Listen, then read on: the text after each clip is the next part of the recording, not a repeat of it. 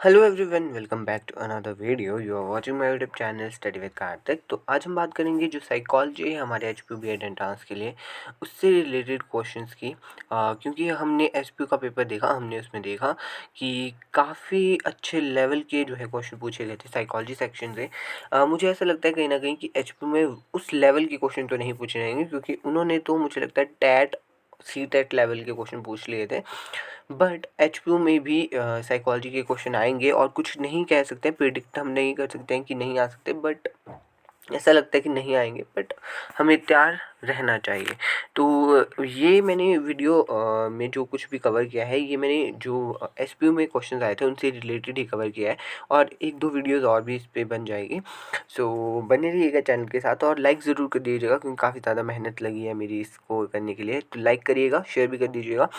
तो चलिए, सबसे पहले मैं आप लोगों को बताता हूँ growth and development. Growth and development बहुत ज़्यादा ज़रूरी होती है बच्चे के लिए, और इसमें आप लोगों से पूछा जाता है कि कितनी तरह की डेवलपमेंट होती है। तो सबसे पहले कॉग्निटिव डेवलपमेंट होती है, फिर फिजिकल होती है, सोशल होती है। सोशल के अंदर इमोशनल डेवलपमेंट और आपकी मॉरल डेवलपमेंट आती है। ठीक है, तो वन बाय वन सब कुछ पढ़ लेते हैं हम।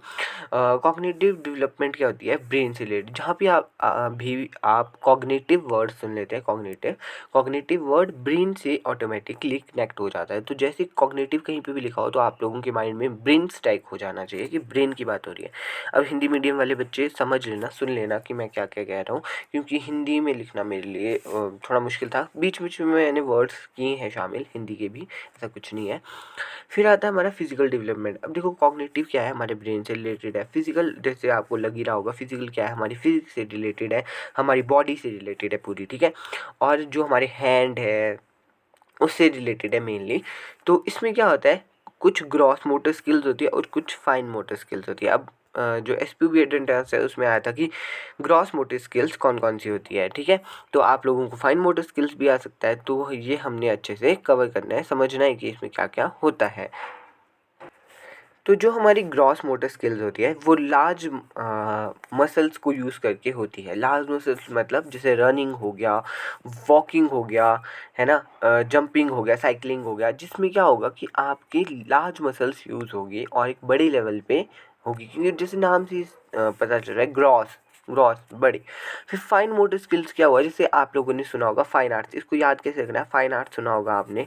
फाइन आर्ट्स क्या होता है? बारीकी, बारीकी से जो आर्ट होता है, जो पेंटिंग होती है, उसको क्या बोलते हैं हम? फाइन आर्ट बोलते हैं। इसमें क्या होता है? स्मॉल मसल्स यूज़ होती है और बहुत बारीक काम होता है, जिसमें मैंने यहाँ पे लिखा है सूक्ष्म। तो फाइन मोटर स्किल्स क्या हुआ? सूक्ष्म हुई, और बारीकी वाले काम इसमें जो आते हैं, जैसे बुनाई हो गया, कढ़ाई हो गया, है ना, सीजर्स को यूज़ करना, फोल्ड करना क्लोथ को, ये सब क्या है? बारीकी से करने वाले काम है। ठीक है, तो ये सब इसमें आते हैं, फाइन मोटर स्किल्स में आते हैं। और ग्रॉस मोटर स्किल्स में क्या आता है? जो हमारे बड़े काम होते हैं, जैसे वॉकिंग, साइकिलिंग, जंपिंग, जिसमें लार्ज मसल्स यूज़ होती है। ठीक है, तो अगर आपसे अगली बार फाइन मोटर स्किल्स पूछा जाए तो आप लोगों को पता होना चाहिए। वैसे ये सब कुछ आप बीएड में पढ़ते हो, लेकिन अब आप लोगों से पूछे गए थे तो मैंने थोड़ा सा मेन सा आप लोगों को बता दूंगा। और सोशल डेवलपमेंट क्या होती है? सोशल डेवलपमेंट जो हमारे सोसाइटी में डेवलपमेंट होती है हमारी, उसमें इमोशनल डेवलपमेंट आ जाती है कि हम अपने इमोशंस पे कंट्रोल करना सीख जाते हैं। और मॉरल डेवलपमेंट, जो मॉरल एथिक्स है और जो भी है वो स्कूल और फैमिली से हमें सीखने को मिलते हैं। तो ये भी हमारी डेवलपमेंट का पार्ट होती है। अब जो डेवलपमेंट है वो कंटिन्यूअस होती है। डेवलपमेंट जो हमारी है वो कंटिन्यूअस है टिल डेथ। पर जो हमारी ग्रोथ है वो एक टाइम के बाद रुक जाती है। ठीक है, तो ये भी आप लोगों को पता होना चाहिए। तो वीडियो में आगे बढ़ने से पहले मैं आप लोगों को बताना चाहूँगा कि हमने 4-5 लोगों ने मिलके, जो कि एचपीयू के टॉपर्स रहे हैं 2022-2023 में, हम लोगों ने आप लोगों के लिए एक मॉक टेस्ट प्रिपेयर किया है, जो कि हमने बाइलिंगुअल रखा है। हम आप को पीडीएफ प्रोवाइड करवाएंगे जो कि बाइलिंगुअल रहेगी, और जब आप उसको अटैम्प्ट करेंगे हम आपको आंसर की भी प्रोवाइड करेंगे। तो अगर किसी को परचेज़ करना होगा तो गिवन व्हाट्सएप नंबर पे आप कांटेक्ट कर सकते हो। 39 रुपीज़ का ये रहने वाला है। बहुत मिनिमम सा प्राइस रखा है हमने, क्योंकि ये भी हमारा फर्स्ट टाइम ही है, एंड हम चाहते थे कि हम आप लोगों की मदद करें, क्योंकि इसमें बहुत ज़्यादा मेहनत लगी है, इसलिए हमने मिनिमम सा प्राइस इसका रखा हुआ है। सो किसी को परचेज़ करना होगा तो वो गिवन नंबर पे जो है कांटेक्ट कर सकता है। So thank you so much. चलते हैं वीडियो पे। फिर आता है हमारा माइक्रो टीचिंग। माइक्रो टीचिंग क्या है? क्योंकि माइक्रो टीचिंग से मैंने देखा एसपीयू में 3 क्वेश्चन पूछे गए थे, तो मैं थोड़ा-सा यहाँ पे आप लोगों को बताने की कोशिश कर रहा हूँ कि माइक्रो टीचिंग जब आप बीएड करते हो तो फर्स्ट और सेकंड सेमेस्टर में आपको माइक्रो टीचिंग कराई जाती है। माइक्रो टीचिंग क्या होती है, इसमें आपको स्किल्स कराई जाती है।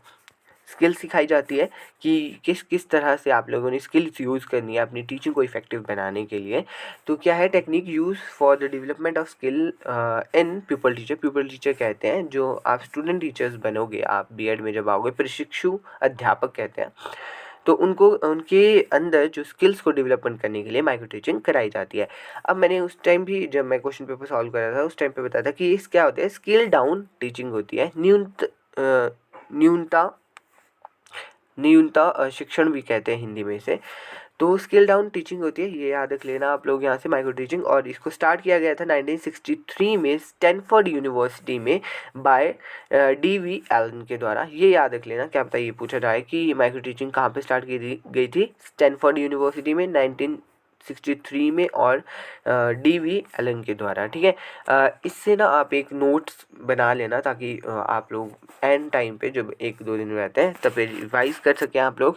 एंड उसके बाद हमारा आता है कि उसमें होता क्या है, 5 से 7 मिनट, 7 मिनट होता है वैसे तो, यहाँ पे 10 लिख दिया मैंने, पर 5 से 7 मिनट की आप माइक्रो टीचिंग करते हो। और अपने ग्रुप में, एक आपका 5 से 10 लोगों का ग्रुप होता है, उसमें आप टीचिंग करते हो और स्किल का यूज़ करते हो।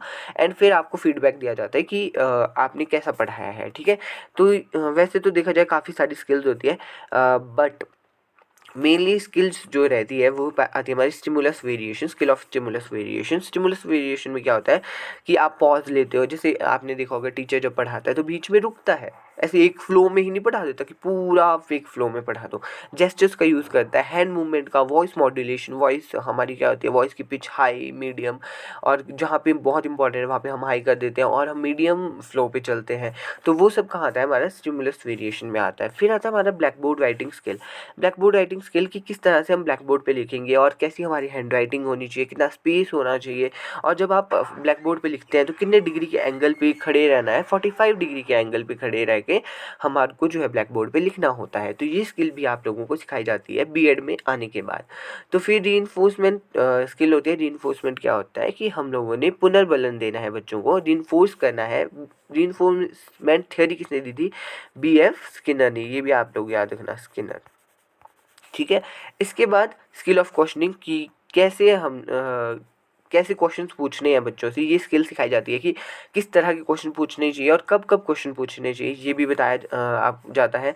फिर स्किल ऑफ एक्सप्लेनिंग की, एक्सप्लेन कैसे करना है पूरे कंटेंट को, पूरे किस तरह से आप लोगों ने पूरा एक्सप्लेन करना है। ये एक्सप्लेनिंग की स्पेलिंग गलत हो गया, माफ़ करिएगा।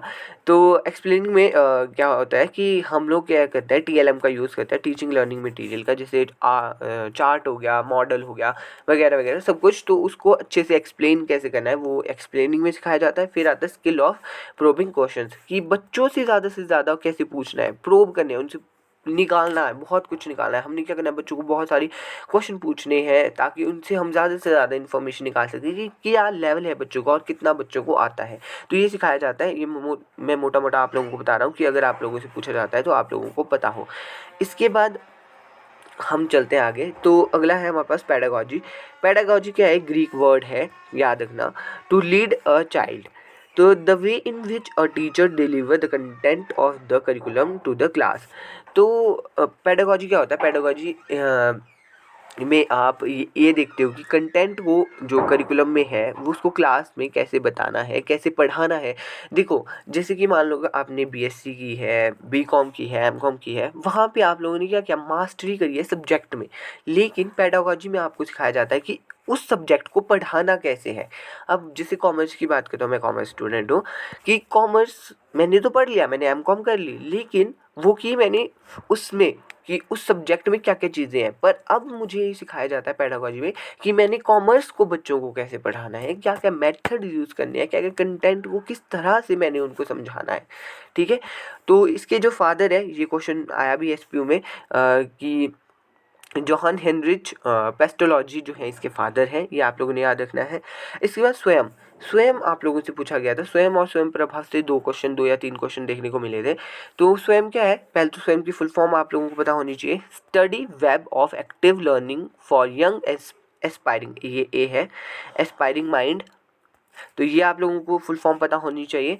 तो इसको इनिशिएट किया था गवर्नमेंट ऑफ इंडिया ने। 3 कार्डिनल प्रिंसिपल्स हैं एजुकेशन के इनके according, access, equity and quality. तो ये याद रखना, आप लोगों से क्या पता प्रिंसिपल पूछे जाएँ और 4 प्रिंसिपल दे दें, पूछ ले कि कौन सा नहीं है। तो आप लोगों को 3 याद होने चाहिए, एसेस, इक्विटी एंड क्वालिटी। फिर इसमें क्या होता है, 9th से पोस्ट ग्रेजुएशन तक की क्लासेस प्रोवाइड करवाई जाती है ऑनलाइन। स्वयं क्या है, एक ऑनलाइन पोर्टल है, ठीक है, जहाँ पे बहुत सारी क्लासेस आपको प्रोवाइड कराई जाती हैं। इसके बाद आता है हमारा स्वयं प्रभा। तो जो स्वयं प्रभा है ये एक टेलीविज़न टेलीकास्ट चैनल है, जिसमें आपको 4 घंटे तक कुछ पढ़ाया जाता है। वो टीवी पे ही आपका ब्रॉडकास्ट होता रहता है। उसको इनिशिएट किया था मिनिस्ट्री ऑफ एजुकेशन ने, और इसमें इनिशियली 34 चैनल्स थे, लेकिन अब currently 40 high quality educational channels हैं, जहाँ पे आप लोगों को कंटेंट प्रोवाइड कराया जाता है सभी सब्जेक्ट से रिलेटेड, और ये टीवी पे हमेशा चलता रहता है स्वयं प्रभा चैनल्स के थ्रू। ठीक है, ये आप लोगों ने याद रखना है। फिर आता है हमारे पास मूक। मूक भी आप लोगों को पूछा गया था। तो मूक की फुल फॉर्म क्या होती है, मैसिव ओपन ऑनलाइन कोर्स।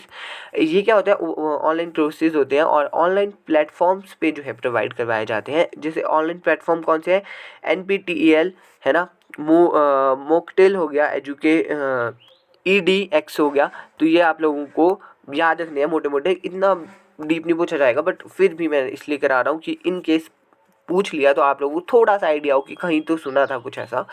तो इसके बाद अगला है हमारे पास एडुसेट। एडुसेट क्या होता है, एडुसेट एक सैटेलाइट है, एजुकेशनल सैटेलाइट, जैसे EDU एजुकेशन, तो SAT सैटेलाइट, ठीक है, सैटेलाइट है। ये GSAT-3 भी इसे कहते हैं, और ये कम्युनिकेशन सैटेलाइट है, और ये 20 सितंबर 2004 को लॉन्च हुई थी बाय इसरो। तो इसका मेन एम क्या था कि जो रूरल एरिया वाले बच्चे हैं, जो असेस नहीं कर पा रहे एजुकेशन को, उन्हें जो है डिस्टेंस एजुकेशन के थ्रू पढ़ाया जा सके, तो ये लॉन्च की गई थी। फिर OER की फुल फॉर्म पूछी जा सकती है, ओपन एजुकेशनल रिसोर्सेज। तो ये कुछ था साइकोलॉजी का जो हमने आज पढ़ा, और इसके साथ साथ और भी वीडियोस आप लोगों के लिए मैं बनाऊंगा, तो बने रहिएगा चैनल पे। Thank you so much.